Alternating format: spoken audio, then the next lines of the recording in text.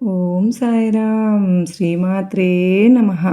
అమ్మ బిడ్డలందరికీ నమస్కారం అండి.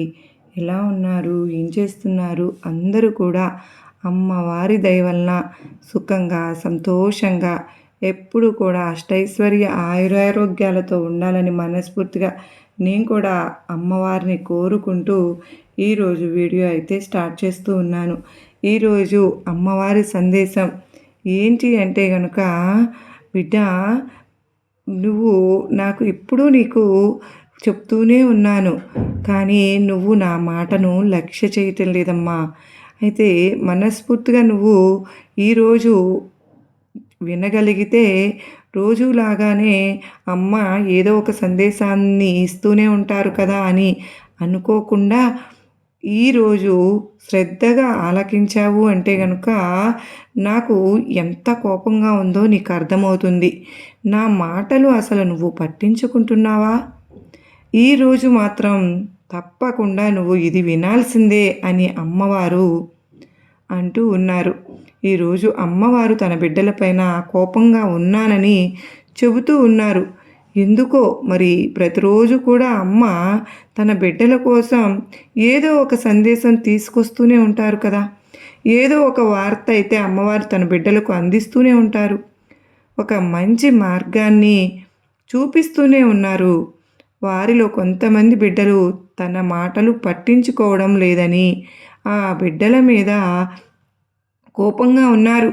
అమ్మవారు మరి వాళ్ళు ఎవరో తెలుసుకుని ఒకవేళ ఆ బిడ్డల వరుసలో మనం కూడా ఉన్నాము అంటే కనుక తప్పకుండా మన మనసు మార్చుకోవాలి, మన మార్గాన్ని మార్చుకోవాలి, అమ్మవారి మాట వినాలి. అయితే అమ్మవారు చెప్పేటటువంటి కొన్ని సందర్భాలను బట్టి ఆ బిడ్డల వరుసలో మనం ఉన్నామా లేదా, మనం అమ్మవారి మాట నిజంగా వినడం లేదా, పెడచెవిని పెడుతున్నామా? ఒకవేళ అలా అయితే కనుక కొంచెం జాగ్రత్త అయితే పడదాం. అమ్మవారి కోపానికి మనం ఎప్పుడు కూడా కారణం కాకూడదు. ఎందుకంటే అమ్మవారు ఏమి చెప్పినా మన మంచి కోసం చెప్తారు, మనం బాగుండాలని చెప్తారు, మనం ఒక మంచి స్థితికి చేరుకోవాలని అమ్మవారు చెప్తారు. వాటిని పెడచెవిన పెట్టకపోవడం వల్ల అమ్మవారు పెట్టడం వల్లనే కోప్పడుతూ ఉన్నారు. ఆ కోపం కూడా ఎలా ఉంటుంది? అది మనం అమ్మవారికి ఏదో చేయలేదని కాదు, తన మాట వినడం లేదని, మన చేతులారా మన జీవితాన్ని మనం నాశనం చేసుకుంటున్నాము అని. అందుకే అమ్మవారికి కోపం వచ్చింది. తన బిడ్డలు ఎప్పుడు సంతోషంగా ఉంటే అమ్మవారి కన్నా ఆనందపడేవారు ఎవరుంటారు? ఇంకెవ్వరూ ఉండరు ఫ్రెండ్స్. ఈ ప్రపంచంలో ఎవరూ ఉండరు. ఎందుకో తెలుసా? తన బిడ్డలు అంటే అమ్మకు అంత ఇష్టం. ప్రతిరోజు మనకు ఏదో ఒక మార్గం చూపించడం, ఒక అనుభవం, శుభవార్తను అందించడం, మంచి శుభవార్తను తీసుకురావడం, దారిలో వెళ్ళాలో మనం తెలియచేయాల్సిన అవసరం అమ్మకు ఉందా?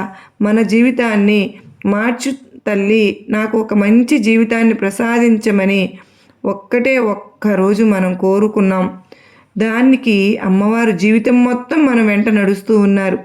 ప్రతిరోజు తనకైనటువంటి ఒక మార్గాన్ని చూపిస్తూనే ఉంటారు కూడా. ఎందుకు అంటే ఆ తల్లికి మనం అంటే అంత ఇష్టం కనుకనే. జీవితం మొత్తం నడుస్తున్నటువంటి ఆ తల్లి ప్రతిరోజు తనకైనటువంటి ఒక మార్గాన్ని చూపిస్తూ ఉంటున్న అమ్మవారు ఈ విధంగా మన పైన అంత జాగ్రత్తగా ఉన్నప్పుడు కనీసం అమ్మవారు చెప్పేటటువంటి మాటలు మనం వినాల్సిన బాధ్యత మన పైన ఉందా లేదా? మనం అందరం ఒక్కసారి ఆలోచించుకుందాం. మరి అమ్మవారు అందుకే చెబుతూ ఉన్నారు, నీ మీద నాకు చాలా కోపంగా ఉందమ్మా అని. అది అందరినీ ఉద్దేశించి కాదు, కానీ కొంతమంది బిడ్డలను ఉద్దేశించి వాళ్ళు ఎంతో అమాయకులు.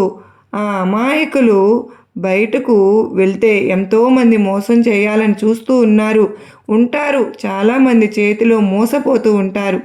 అటువంటి వారికి అమ్మవారు ముందే జాగ్రత్త చెప్పి ఆ దారిలో వెళ్ళమ్మా అని పట్టించుకుంటూ మళ్ళీ వెళ్ళి మోసపోయి తిరిగి మళ్ళీ అమ్మవారినే వచ్చి అడుగుతూ ఉంటారు. అమ్మ మీద నిందలు వేస్తూ ఉంటారు. తప్పు కదా మరి. అది ఆ తల్లి మనల్ని పట్టించుకోవడం లేదా? నిజంగా పట్టించుకోవడం లేదా? మనం అడిగిన కోరిక ఏది కూడా ఆ తల్లి నెరవేర్చడం లేదా? మనం ఒక్కసారి ఆలోచించుకుందాం. ఎన్ని రోజులు, ఎన్ని సంవత్సరాల నుంచి అమ్మవారు మనల్ని కాపాడుకుంటూ వస్తూ ఉన్నారు. ఎన్ని కోరికలు నెరవేర్చి ఉంటారు. చాలా దీనస్థితిలో ఉన్నామని మనం అనుకుంటూ ఉన్నాం. కనీసం ఒక పూట అన్నం దొరికితే చాలు అనుకుని జీవించే వాళ్ళు ఎంతమంది ఉన్నారో తెలుసా? ఆ వరుసలో మనం లేము. దానికి మనం ఎంతగానో సంతోషించాలి. మనకు అటువంటి పరిస్థితి రానివ్వలేదు అమ్మవారు. దానికి ఎంతగా సంతోషించాలి. మనం అమ్మవారు మనకు ఏదైతే ఇచ్చారో దానితో సంతృప్తిగా ఉంటూ మరొక దానికి సాధించడానికి కృషి చేయాలనే కానీ అమ్మవారు మన జీవితాన్ని మనం తక్కువ చేసుకోకూడదు. అమ్మవారి బిడ్డలను ఆ తల్లి ఒకటే ఒక ఆలోచన, తన బిడ్డలు ఎప్పుడూ కూడా 10 మందికి సహాయం చేసే స్థితిలో ఉండాలి. తన పిల్లలు బాగుంటే 10 మంది బాగుంటారని ఆ పరిస్థితి తన బిడ్డలకు కల్పించడానికి అమ్మవారు ప్రతిరోజు ప్రయత్నిస్తూనే ఉన్నారు. మరి మనం తెలుసుకోవాలి కదా, అమ్మవారు చెప్పేటటువంటి మార్గాన్ని మనం చూసుకోవాలి, అంతే అర్థమవుతుంది కదా. అయితే ఈరోజు అమ్మవారు మనకు ఎంత కోపంగా ఉన్నారు, ఎవరి మీద కోపంగా ఉన్నారు, మరి మనం నిజంగా అమ్మవారి మాటలు వినడం లేదా? ఒకవేళ వినకపోతే ఈ సందేశం విని జాగ్రత్త పడదాం. మన జీవితాన్ని మనమే మార్చుకుందాం. అర్థమైంది కదా.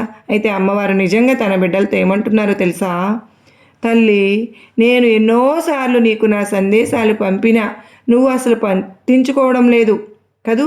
ఎన్నిసార్లు చెప్పాను, నువ్వు ఇతరులకు ఏది చేస్తే అదే నీకు తిరిగి వస్తుంది అని. నువ్వు విన్నావా బిడ్డ? నేను చెప్పిన ప్రతిసారి అలాగే దుర్గమ్మ సరే అంటూ చెప్పి ఇతరులు ఏమైనా అంటే చాలు వెంటనే నువ్వు కోపంతో ఊగిపోతూ ఉన్నావు. నేను చెడు చేసేవారికి బుద్ధి చెప్పాలని, వారికి చెడు తలపెట్టాలని నువ్వు ఆలోచిస్తూ ఉన్నావు. ఎందుకు తల్లి? నీ దుర్గమ్మ మాటను నేను ఉన్నాను కదా, వాటన్నింటినీ నేను చూసుకుంటానమ్మా.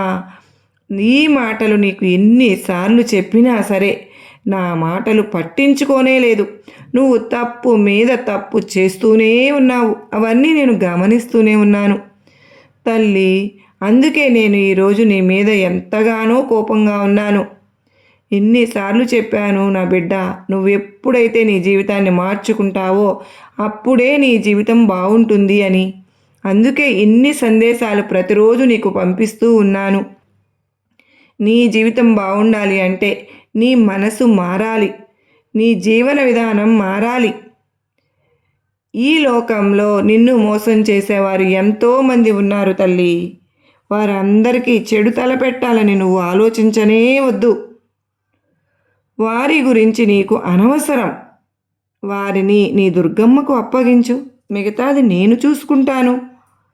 నీ ఆపద సమయంలో నేను నిన్ను కాపాడుకుంటాను. నా స్వహస్తాలతో నిన్ను కాపాడుకుంటాను తల్లి. నేను ఏదో ఒక రూపంలో వచ్చి నిన్ను మోసం చేసేవారికి బుద్ధి చెప్పి వెళ్తాను. ఒక్క విషయం గుర్తుంచుకో, నాకేమీ కాదు, నా దుర్గమ్మ ఉంది అనుకుంటే చాలు, నీకు ఏమీ జరగదు. నువ్వు ఇప్పుడున్న పరిస్థితి అంతా కూడా మారిపోతుంది బిడ్డ. కనుకనే నీ ఆలోచనను నువ్వు మార్చుకో.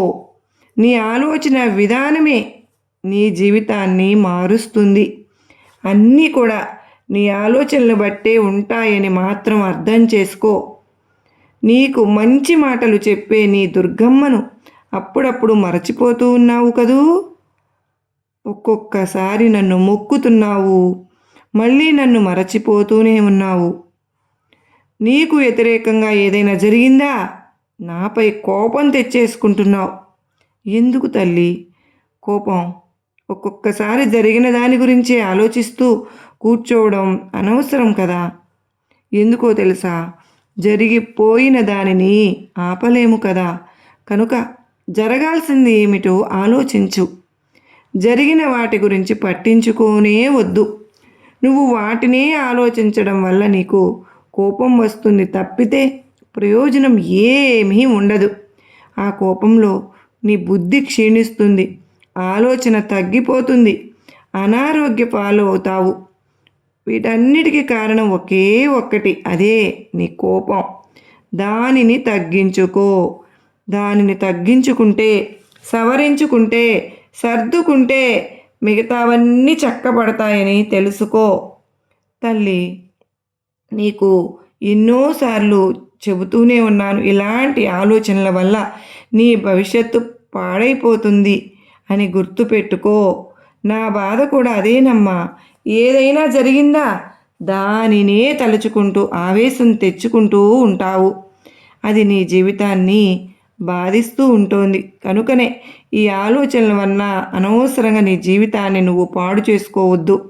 అన్నింటినీ విసిరి పడేయి.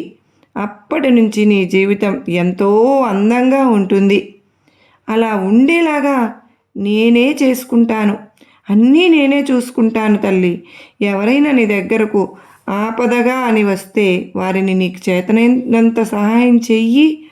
కష్టంలో ఉన్నవారికి డబ్బు సాయం చేయకపోయినా పర్వాలేదు, కానీ కనీసం మాట సాయం చేయవచ్చు. నీకు ఒక విషయం చెప్పనా? చెడుని ఎదిరించాలి, మంచిని ఆదరించాలి. అలా చెడుని ఎదుర్కోగలిగితే పక్కకు వెళ్ళిపోవడమే నీకు మంచిది. ఎదుర్కోలేకపోతే గనుక నీకు చెడు తలపెట్టాలని చూసేవారికి ఏం చెయ్యాలో నాకు పూర్తిగా తెలుసుగా. వారి కర్మను వాళ్ళను వదిలేయి. నువ్వు వారి గురించి నేను చూసుకుంటాను బిడ్డ. నువ్వు ఎక్కువ డబ్బు సంపాదించలేకపోయినా సరే పర్వాలేదు, కానీ పాపాన్ని మాత్రం మూట కట్టుకోవద్దు. సముద్రంలాగా ఎప్పుడు గంభీరంగా ఉండాలి. సముద్రం ఎప్పుడైనా సరే మౌనంగా ఉంటుందా చెప్పు? అలల శబ్దాలతో ఉర్రూతలాగుతూ ఉంటుంది. నువ్వు కూడా అలాగే గంభీరంగా ఉండాలి. ఇక నువ్వు పోగొట్టుకున్నవన్నీ కూడా నీకు తిరిగి తెచ్చుకునే కాలం అనేది వచ్చింది. అవన్నీ నేనే నీ చేతికి అందించబోతున్నాను. అది ఏదైనా సరే, సంపద, బంధమా, ఇలా ఏదైనా సరే, నువ్వు కోల్పోయింది నీకు తిరిగి అందిస్తాను. నిన్ను చేరుకుంటుంది. నా మీద నమ్మకంతో ఉండు. అన్నింటినీ నీకు తిరిగి చేర్చాలి అని, నీ దుర్గమ్మను నేను చేస్తాను అని, నువ్వు కోరుకుంటున్నవన్నీ నీకు అందిస్తాను అని నమ్మకంతో ఉండు. ఇక నువ్వు ఎవరి దగ్గర చెయ్యి చారపాల్సిన అవసరం లేదు. కనుక రాని దానికోసం దిగులు పడడం అనవసరం. నీకు కావాల్సింది నువ్వు ఆశపడేది నేను నీకు అందిస్తాను. నమ్మకంతో ఉండు. నీకు అంతా శుభమే జరుగుతుంది. నీకు నా ఆశీర్వాదములు ఎప్పుడు అందిస్తూ ఉంటానమ్మా అని చెప్పి అమ్మవారు చెప్తూ ఉన్నారు. అర్థమైంది కదండి. అమ్మవారు ఎవరి గురించి చెప్పారు ఈ సందేశం విన్న తర్వాత, మీకు శ్రద్ధగా ఆలకించిన తర్వాత మనకు ఈ పాటికి అర్థమై ఉంటుంది అమ్మవారు ఎవరి గురించి ఈ సందేశం చెప్పారు అని అర్థం. కాకపోతే మళ్ళీ ఒకసారి వినడానికి ప్రయత్నం అయితే చేయండి. పెడచెవిన పెట్టవద్దు, అశ్రద్ధ చేయవద్దు. ఎందుకో తెలుసా, ఈరోజు అమ్మవారు చెప్పినటువంటి సందేశం మన జీవితాన్నే మార్చగలదు. ఎవరైతే ఎక్కువ కోపంతో ఊగిపోతూ ఉన్నారో, ఎవరైతే వారికి ఎవరు హాని తలపెట్టాలని చూస్తూ ఉన్నారో, వాళ్ళపైన పగ తీర్చుకోవాలని కోపం తీర్చుకుంటూ ఉన్నారు, వాళ్ళు జీవితంలో చాలా కోల్పోతారని అమ్మవారు చెప్తూ ఉన్నారు. ఎందుకో తెలుసా, ఆ కోపంలో మనం ఏం చేస్తున్నామో, మనకు ఏం చేయాలనేది కూడా అర్థం కాదు. మన ఆలోచన శక్తి దెబ్బతింటుంది. విచక్షణ జ్ఞానం కోల్పోతూ ఉంటాం. ఇవన్నీ కూడా వీటన్నిటికీ కారణం ఈ కోపం.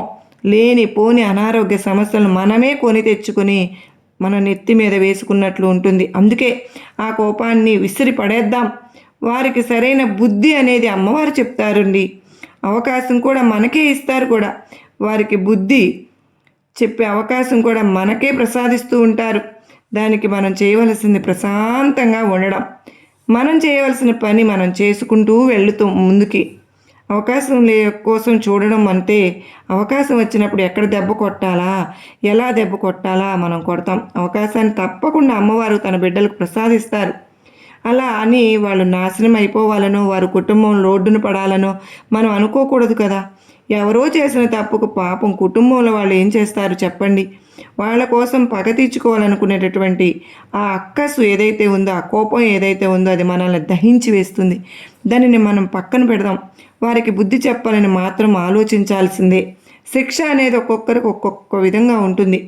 కొంతమందికి వేసే శిక్ష ఎలా ఉంటుంది అంటే, మన ఎదుగుదలే మనం ఎదుగుతూ ఉన్నప్పుడు వాళ్ళకు దానికి మించిన శిక్ష ఉండదు. దానితోనే దహించుకుపోతూ ఉంటారు. ఈర్ష్య, ద్వేషాలతో వీళ్ళు ఎదుగుతున్నారు అని వాళ్ళు దహించుకుపోతారు. అదే వాళ్ళకు వేసే అతిపెద్ద శిక్ష. మరి కొంతమందికి వేసే శిక్ష మనం వేయలేకపోవచ్చు. అలాంటి శిక్షలను అమ్మవారు విధిస్తారు.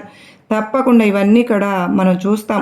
దానికి అంతటికీ కూడా మనం ఆరోగ్యంగా, సంతోషంగా మనం ఎదుగుతూ ఉండాలి ఎప్పుడూ కూడా. అప్పుడే మనం ఇవన్నీ కూడా చూసి అమ్మవారు నాకు నా వెంట ఉన్నారు అనేటటువంటి ఆ నిజాన్ని మనం తెలుసుకోగలుగుతాం. ఒక విషయం ఏంటి అంటే, ఒక్కసారి అమ్మవారిని మనం దర్శించుకుని, అమ్మ నువ్వే నాకు దిక్కు, నా జీవితం నీ పాదాల చెంత ఉంచాను తల్లి, ఇక నువ్వు ఎటు నడిపిస్తావో నాకు తెలియదు అని అమ్మవారికి అప్పగిస్తే చాలు.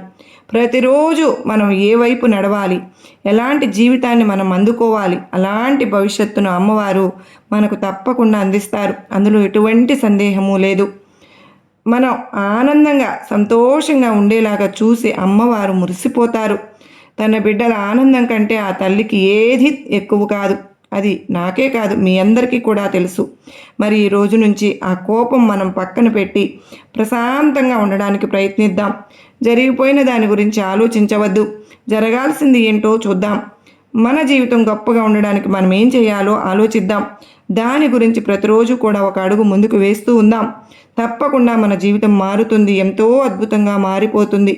ఇది ఈరోజు అమ్మవారి సందేశం మీకు నచ్చిందా? గొప్ప నమ్మకాన్ని, ధైర్యాన్ని కలిగించిందా? అయితే ఓ చిన్న లైక్ అయితే ఇవ్వండి, షేర్ చేయండి. మొదటిసారిగా మన ఛానల్ చూస్తున్నారా? తప్పకుండా సబ్స్క్రైబ్ చేసుకుని 10 మందికి షేర్ చేయండి. మరొక వీడియోలో అమ్మవారి సందేశాన్ని తెలుసుకుందాం. అంతవరకు అందరూ ఎప్పుడు కూడా సుఖంగా, సంతోషంగా, అష్టైశ్వర్య ఆయురారోగ్యాలతో ఉండాలని నేను కూడా అమ్మవారి తరపున మనస్ఫూర్తిగా కోరుకుంటూ మరో చక్కని వీడియోతో కలుసుకున్నంత వరకు అందరికీ నమస్కారం అండి. ఓం సాయిరామ్. శ్రీమాత్రే నమః. సర్వే జనా సుఖినో భవంతు. లోకా సమస్తా సుఖినో భవంతు.